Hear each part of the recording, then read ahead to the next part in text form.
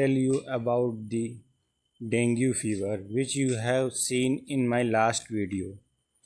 मेरी last video जो थी वो एक शॉर्ट वीडियो थी ऑन डेंगू फीवर।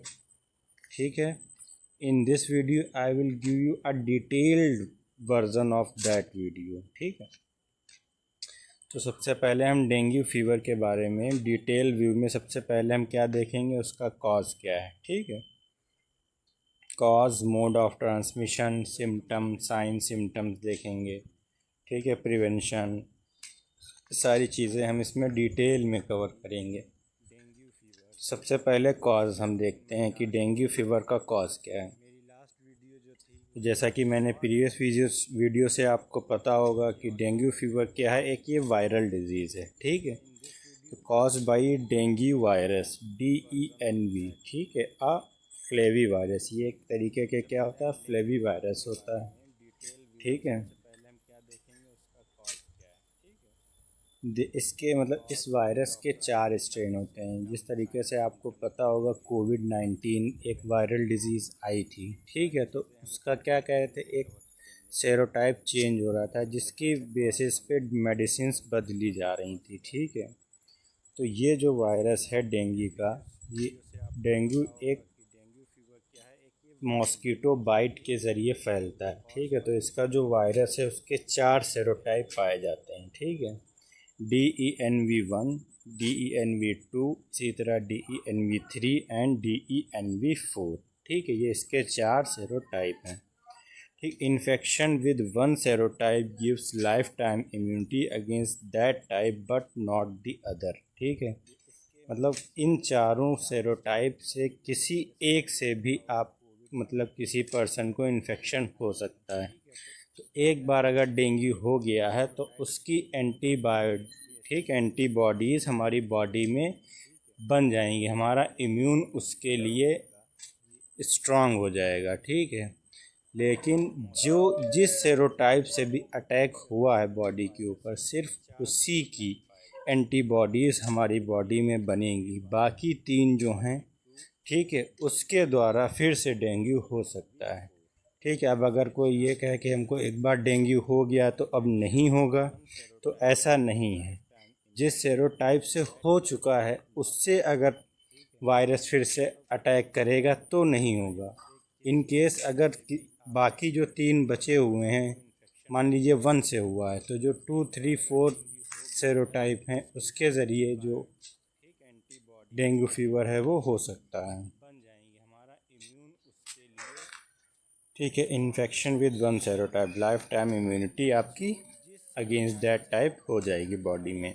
ठीक है, री infection with another serotype increases risk of severe dengue. ठीक है, अगर दूसरे मतलब एक से जिससे हुई थी उसकी एंटीबॉडीज़ बन गई, जब दूसरे से सेरोटाइप से अटैक होगा तो उसका जो स्ट्रेंथ होगी उस डेंगू की, उस सेरोटाइप की, वो और ज़्यादा स्ट्रांग होगी पहले वाले से। ठीक है, तो ये आपका कॉज हो जाएगा। ठीक, अब हम देखते हैं कि मोड ऑफ ट्रांसमिशन। ठीक, spread by the bite of infected Aedes aegypti mosquito. ठीक है, जैसा कि पिछली वीडियोस में मैंने बताया था, ये है आपका। ठीक है, तो ये मॉस्किटो है, इसका नाम क्या है, एडीज एजिप्टी मॉस्किटो। ठीक है, इसकी वजह से टाइफाइड जो है वो फैलता है, स्प्रेड होता है।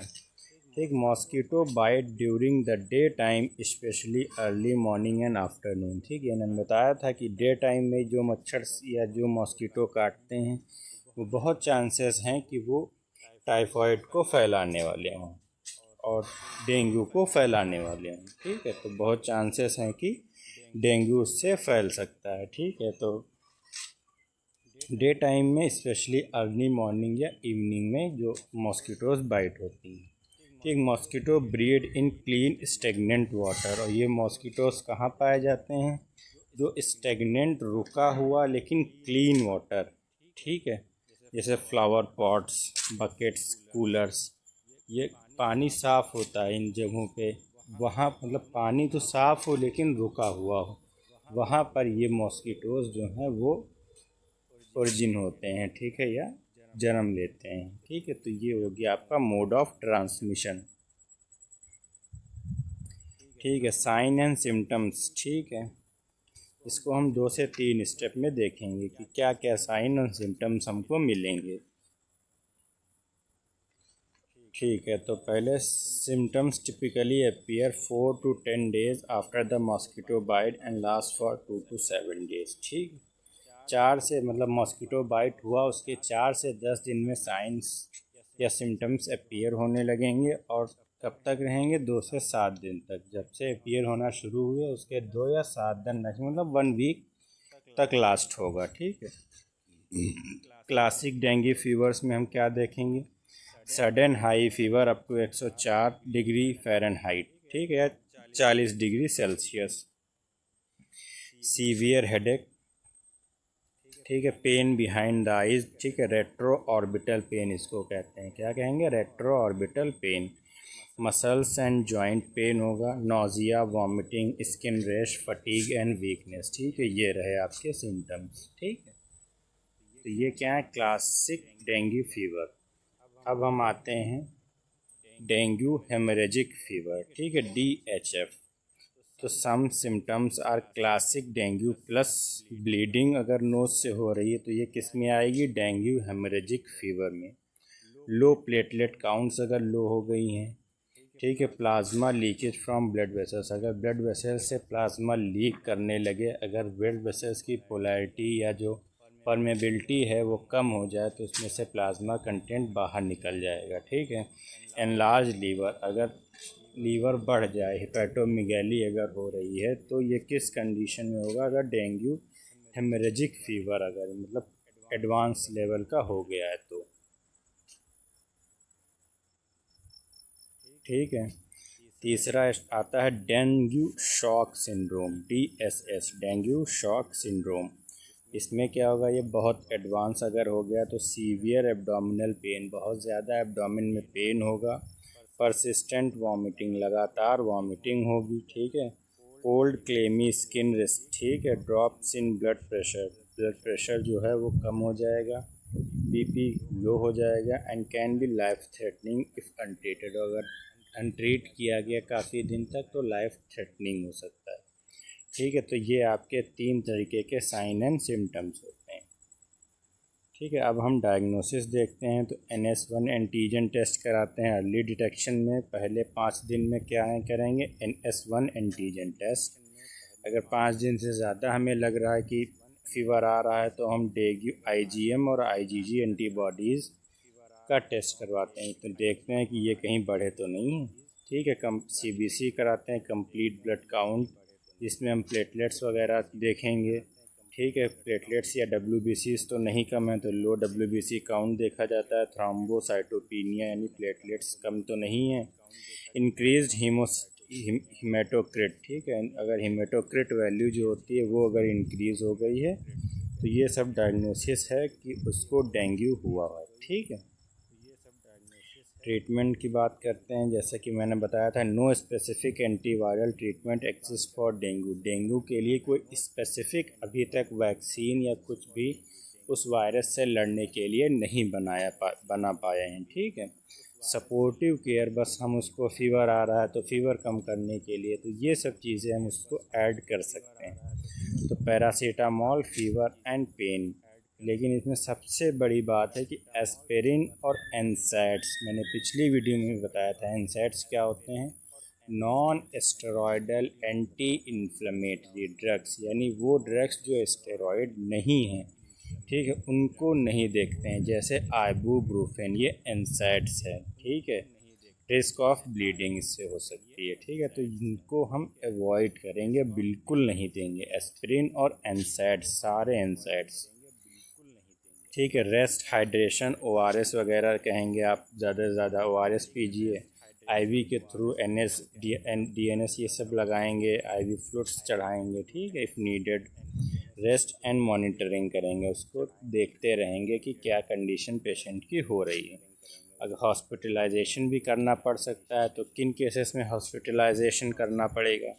तो परसिस्टेंट वॉमिटिंग, अगर लगातार वॉमिटिंग, एंटी एमेटिक ड्रग्स भी आप दे रहे हैं और अगर वॉमिटिंग नहीं रुक रही है तो हॉस्पिटलाइजेशन करेंगे। अगर एब्डोमिनल पेन ज़्यादा हो रहा है, ब्लीडिंग ज़्यादा हो रही है प्लेटलेट्स काउंट बहुत कम होता जा रहा है, ठीक है। साइन ऑफ शॉक, अगर जैसे बीपी बहुत कम हो गया है तो ये क्या साइन ऑफ शॉक की तरफ पेशेंट जा रहा है।